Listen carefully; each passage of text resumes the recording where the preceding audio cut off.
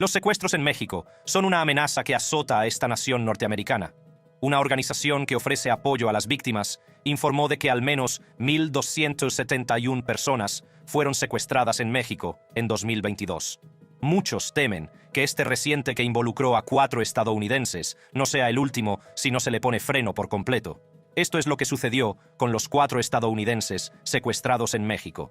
El 3 de marzo de 2023, un vídeo de 4 estadounidenses secuestrados a punta de pistola a plena luz del día en una ciudad fronteriza mexicana, Matamoros, Tamaulipas, fue publicado en Twitter y finalmente se hizo viral en las redes sociales. Los 4 individuos, Latvia Washington McGee, Eric Williams, Shahid Woodward y Sindel Brown, fueron detenidos en un monovolumen blanco con matrícula de Carolina del Norte poco después de llegar a la ciudad mexicana de Matamoros, procedentes de Brownsville, Texas. El vídeo mostraba a los 4 estadounidenses conducidos a otro vehículo por hombres armados. Los hombres armados obligaron a una de las mujeres a subir a la caja de una camioneta blanca, mientras que otras 2 personas, que parecían no reaccionar, fueron arrastradas al mismo vehículo. El secuestro fue confirmado y anunciado el 6 de marzo por las fuerzas del orden estadounidenses, los departamentos de Estado y de Seguridad Nacional y las autoridades mexicanas. Se ofreció una recompensa de $50,000 por la devolución de las 4 víctimas y la detención de los autores. Tras varios esfuerzos de las autoridades estadounidenses y mexicanas, los 4 estadounidenses fueron encontrados en una casa a las afueras de la ciudad de Matamoros en la madrugada del martes 7 de marzo de 2023. Desgraciadamente, según los informes, 2 de las víctimas sobrevivieron al secuestro, pero no sin heridas graves, mientras que las restantes fueron halladas muertas por disparos de arma de fuego. El secuestro y por qué los americanos estaban en México. El vídeo difundido en Internet, la información de los agentes encargados de la investigación y varios amigos y familiares de las víctimas aportaron datos sobre el secuestro de estos 4 ciudadanos estadounidenses. Una hermana de una de las víctimas, Sindel Brown, explicó a las autoridades el motivo por el que los 4 individuos habían viajado a México. Según ella, los 4 eran amigos y se habían puesto de acuerdo para acompañar a uno de ellos, que tenía una cita en México para someterse a una operación de cirugía estética de abdomen. También mencionó que su hermano había insistido en que el cuarteto no hiciera el viaje, ya que eran conscientes de los peligros actuales en México. Sin embargo, siguieron adelante. El día anterior al incidente, un amigo íntimo de la misma víctima, que no quiso ser identificado, dijo a las autoridades que los 4 amigos habían reservado un hotel en Brownsville, Texas, y habían acordado cruzar la frontera en coche. En otro informe de los periodistas, la madre de una de las víctimas, Barbara McLeod Burgess, salió a reconocer que su hija era la que se había sometido al procedimiento y que había viajado años antes a México para someterse al mismo procedimiento. Dijo que su hija, McGee, es madre de 6 hijos. Burgess, mientras daba su versión de lo sucedido en el ataque, contó a los periodistas lo que había recogido de su hija, que seguía bajo cuidados médicos intensivos. Una furgoneta se detuvo de repente para atacar a tiros, la furgoneta blanca alquilada en la que viajaban los 4 amigos. Los disparos se dirigieron al interior del autobús y finalmente, los 4 fueron alcanzados al mismo tiempo. La furgoneta se salió de la carretera y se estrelló. McGee dijo que vio como 2 del cuarteto morían en el acto. La policía fue alertada del secuestro a través de una denuncia presentada por una tal Cheryl Orange, quien afirmó que se encontraba con los 4 amigos en el hotel reservado en Brownsville.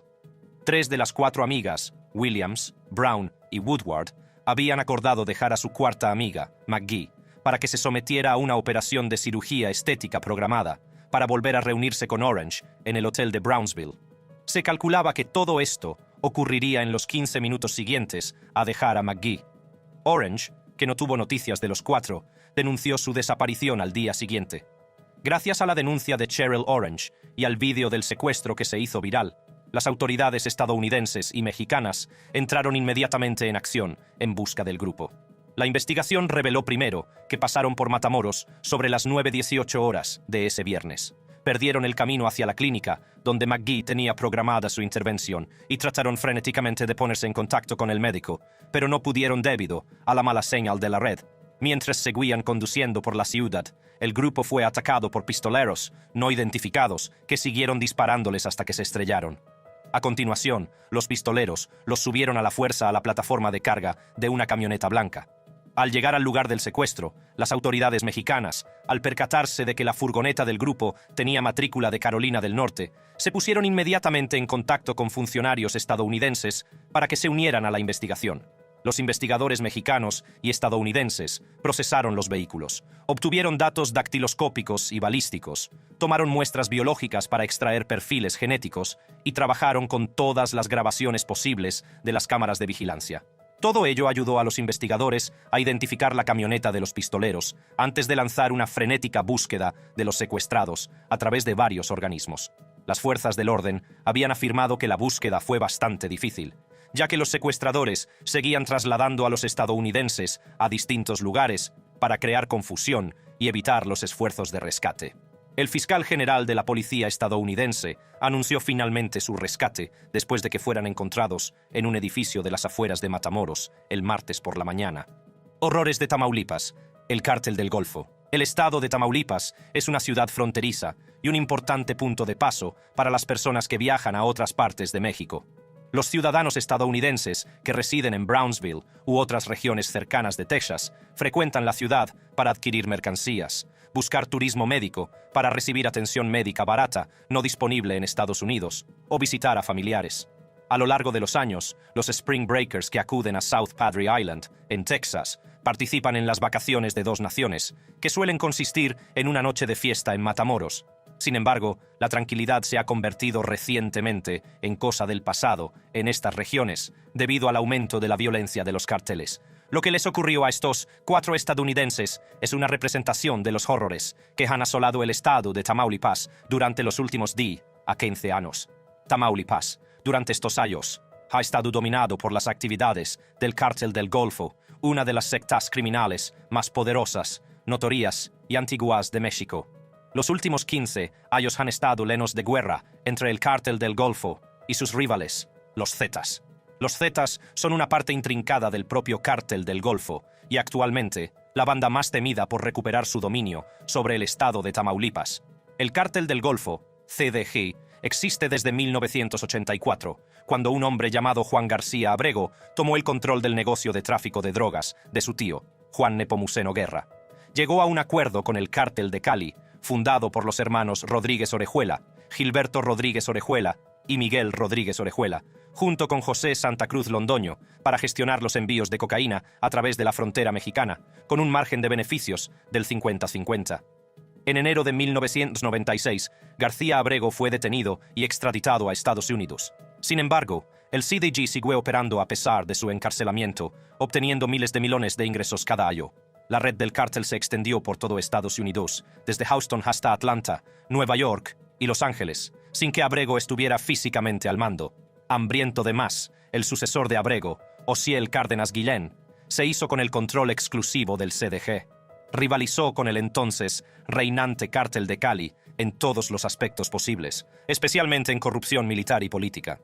Cárdenas compró a ayudantes del gobierno, ministros y a toda la Policía Federal, incluida la Fiscalía General.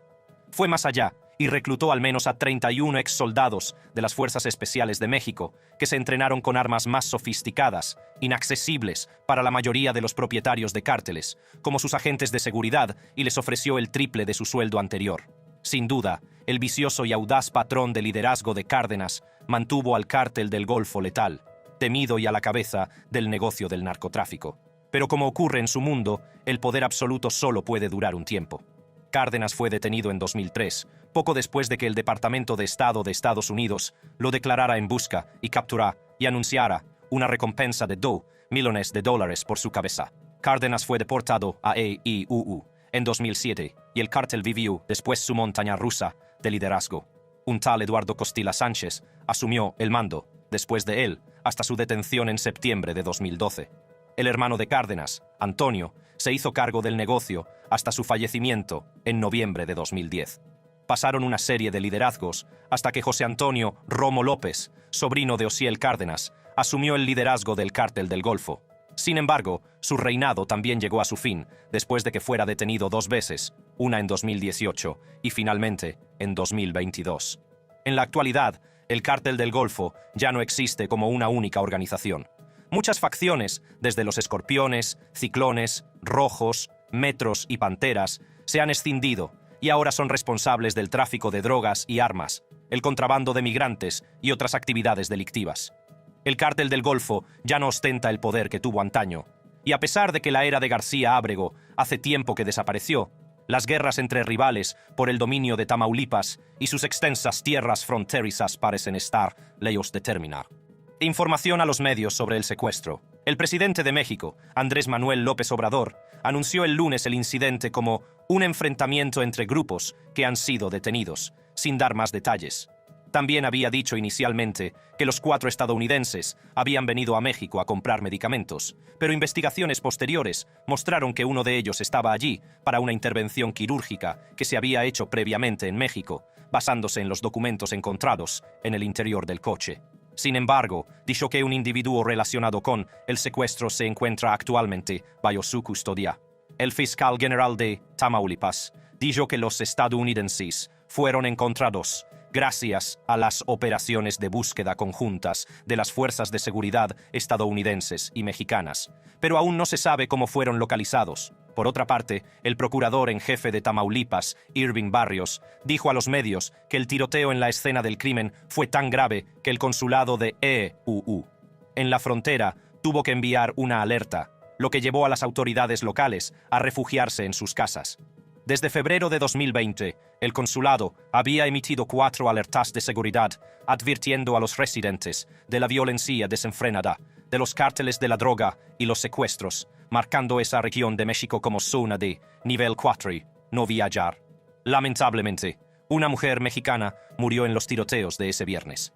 Barrios declaró además que los 4 estadounidenses fueron encontrados en una choza de madera custodiada por un hombre detenido en el este de Matamoros, cuando se dirigía a la zona del Golfo llamada popularmente Playa Bagdad. El portavoz del Departamento de Estado de EUU, Ned Price, confirmó que se espera que 2 de los estadounidenses secuestrados en la ciudad fronteriza mexicana regresen a EU, tras recibir el tratamiento hospitalario adecuado. McGee y Williams están recibiendo tratamiento en Brownsville, Texas, y se informa de que este último recibió 3 disparos en una pierna. Cuando se le preguntó por más información sobre el incidente y los cadáveres de los no supervivientes, Price se negó a dar más datos, afirmando que la investigación está todavía en sus primeros días y el FBI dará más información en el momento oportuno.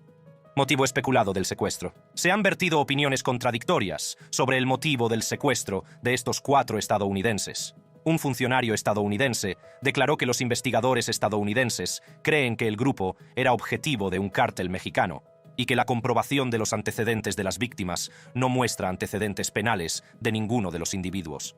El Procurador General de Justicia de Tamaulipas, Irving Barrios Mojica, refutó esto, afirmando que el motivo más viable que se baraja como móvil del secuestro fue la confusión y no un ataque directo.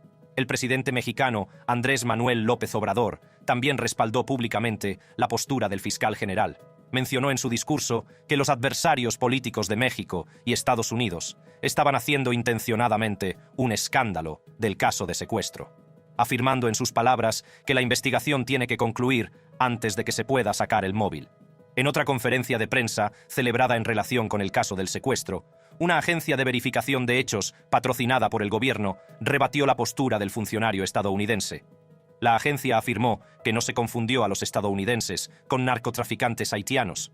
El locutor de la agencia, en una presentación de comprobación de hechos que aparece semanalmente en las conferencias de prensa diarias del presidente, dijo: «Es falso que los ciudadanos estadounidenses fueran confundidos con narcotraficantes. En las redes sociales han circulado noticias falsas sobre el secuestro de los ciudadanos estadounidenses. Por ejemplo, algunos sugirieron que habían sido confundidos con narcotraficantes haitianos o que eran inmigrantes.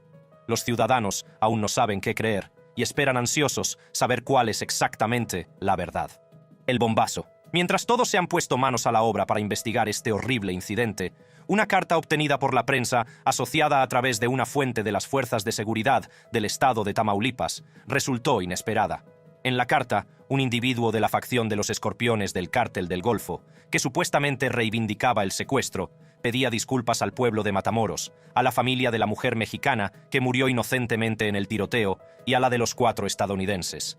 La carta decía: hemos decidido entregar a quienes tuvieron participación directa y responsabilidad en los hechos, quienes en todo momento actuaron bajo su propia toma de decisiones y falta de disciplina.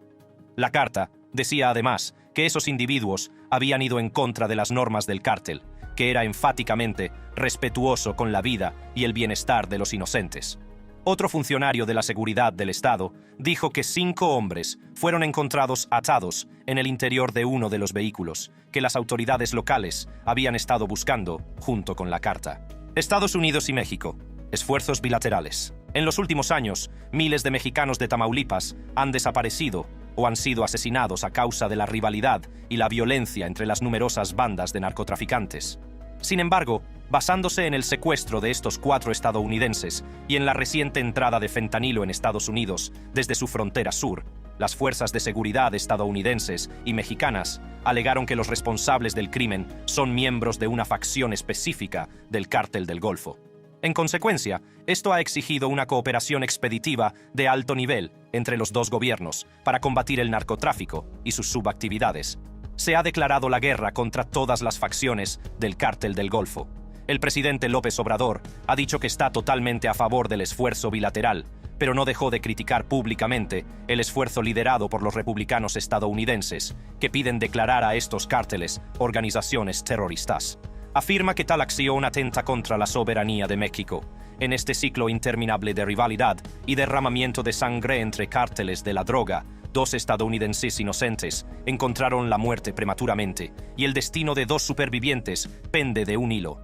¿Se erradicarán algún día por completo las actividades de los cárteles en estos gigantescos países? Solo el tiempo lo dirá. Gracias por verlo. Si te ha parecido interesante e informativo, dale un like y echa un vistazo a cualquiera de estos 2 vídeos para ver otros contenidos interesantes.